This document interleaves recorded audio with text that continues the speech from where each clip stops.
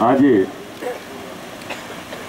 સૌરાષ્ટ્ર સહકારી ક્ષેત્રના લડાયક નેતા આદરણીય શ્રી વિઠ્ઠલભાઈ, રાજ્ય સરકારના મંત્રી આદરણીય શ્રી ગોવિંદભાઈ, પૂર્વ ધારાસભ્ય ભાઈ શ્રી ભરતભાઈ, માર્કેટિંગ યાર્ડના ચેરમેન ગોંડલ ભાઈ શ્રી જયંતિભાઈ, ભાઈ શ્રી અરવિંદભાઈ, ભાઈ શ્રી ગોવિંદભાઈ, મંચ ઉપર બિરાજેલા ભાઈ શ્રી હરદેવસિંહભાઈ, માર્કેટિંગ યાર્ડના ચેરમેન ડીકેભાઈ, દિનેશભાઈ, મંચ ઉપર બિરાજેલા સહકારી ક્ષેત્ર અને અન્ય ક્ષેત્રના આગેવાનો, અહીં પધારેલા વડીલો, યુવાનો અને મારી વાલી બહેનો, મિત્રો, જેમણે વિઠ્ઠલભાઈ વાત કરતા હતા કે ખેડૂતોનો હિત જેમણે હૈયે છે, ખેડૂતોના એક એક પ્રશ્ન માટે હંમેશા એને આગેવાની લીધી, ત્યારે મિત્રો આજે દેશની અંદર જ્યારે કરવત બદલી રહ્યા છે, દેશ જ્યારે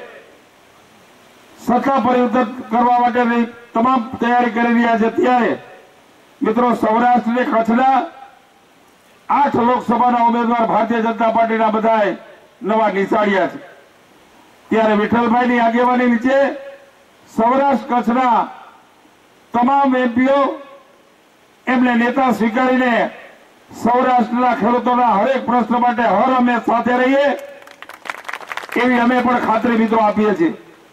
ખાસ કરીને હું પણ એક ગામડામાં સામાન્ય ગરીબ ખેડૂતની જેલમાં છું મિત્રો।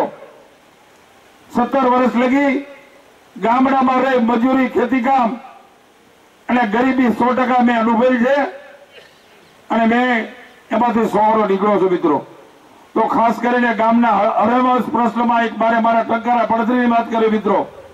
ટંકારા પડધરીમાં 5 વાર ધારાસભા તરીકે ચૂંટાયો છું। પહેલી વાર જયારે 9000 ની લીડ આવી, દર વખતે મારી લીડમાં મારા મતદારોએ, મારા કાર્યકર્તાએ વધારો કર્યો છે। ખાસ કરીને એટલા માટે છે મિત્રો કે જયારે મારા જિંદગીની અંદર મેં જયારે ખેતીના કે કોઈ પણ ગામડાની અંદર ગરીબીના અનુભવ કર્યા, ત્યારે કોઈ પણ વ્યક્તિ મારી પાસે કામ લઈને આવે, કોઈ પણ જ્ઞાતિના હોય, કોઈ પણ પક્ષના હોય, હંમેશ મેં મારી ગરીબીને, મારા દુઃખને મેં યાદ કરી આવનાર લોકો જે મારી પાસે અપેક્ષા લઈને આવે, મોહનભાઈ જાશો તો કામ થશે, એના કારણે હંમેશ લોકોની સાથે રહી લોકોના કામમાં સહભાગી થવાના કાયમ મેં પ્રયત્ન કર્યા છે મિત્રો। તો આજે આપ સૌ મને સહયોગ આપવા બધાથી તમને ખાતરી આપું છું મિત્રો, તમારા પ્રશ્ન માટે વિઠ્ઠલભાઈની આગેવાનીમાં હર હંમેશ એને ખંભો દેવાની અમારી તૈયારી હશે। તો મિત્રો આજે આટલા બધા લોકો, 10,000 ની સંખ્યા ઓછામાં ઓછી મને દેખાય છે। તો આજે ટૂંકા સમયમાં વિઠ્ઠલભાઈ આપણે આમંત્રણ આપ્યું ને આટલી મોટી સંખ્યામાં જયારે આપણે ભેગા થયા, ત્યારે સૌરાષ્ટ્રના ખેડૂતોનો કાયમ હિત હચવાય।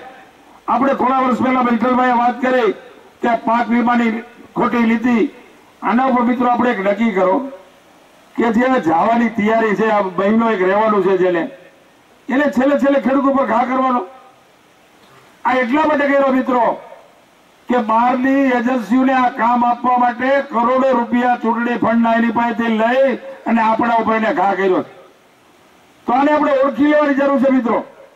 તો આજે સૌ ખેડૂત આગેવાનો અહીંયા બેઠા છે, આગેવાનોને હું વિનંતી કરું છું, જે વિઠ્ઠલભાઈએ કીધું 30 તારીખે ભારતીય જનતા પાર્ટીના ઉમેદવાર તરીકે અમને સહકાર આપો, 5 વર્ષ તમારા હાથી તરીકે કામ કરવાની મિત્રો અમારી તૈયારી છે।